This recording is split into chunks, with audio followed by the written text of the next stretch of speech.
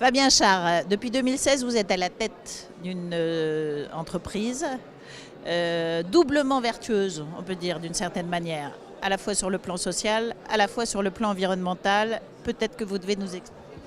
Oui, alors effectivement, double vocation. D'abord, un objet social qui est de créer de l'emploi auprès de personnes en situation de handicap, puisque l'on sait que cette population est touchée 4 fois plus par le chômage. Et effectivement, une vocation environnementale, puisqu'on propose des solutions de recyclage des matériels informatiques et de téléphonie des entreprises normandes. Matériel que souvent on retrouve en décharge et que donc vous retransformez pour pouvoir les redistribuer, c'est ça? Alors les matériels, on essaie de venir les collecter le plus tôt possible, directement dans les entreprises, avant qu'elles n'arrivent en décharge. Parce qu'une fois qu'elles arrivent en décharge, on ne peut plus faire grand-chose.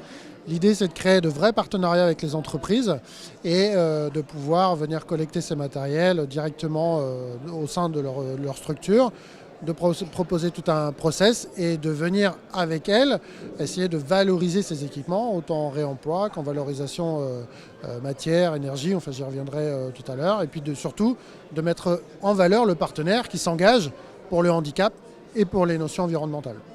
Et du coup, alors, ces matériels sont remis sur le marché pour certains, désossés pour d'autres. Qu'est-ce qui se passe à la sortie ?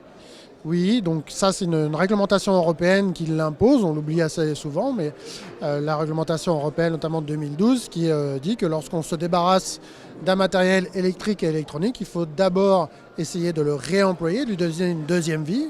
Notre process le permet, il est agréé par les éco-organismes, par l'État. Et ensuite, on va essayer de le recycler en matière. Donc on réutilise les différents composants matière de l'équipement pour refabriquer du neuf. Ensuite, on fait de la valorisation énergétique.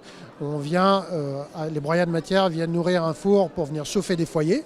Et le tout petit résidu qui reste est enfoui malheureusement. Mais on essaie de réduire cette partie-là. Merci beaucoup.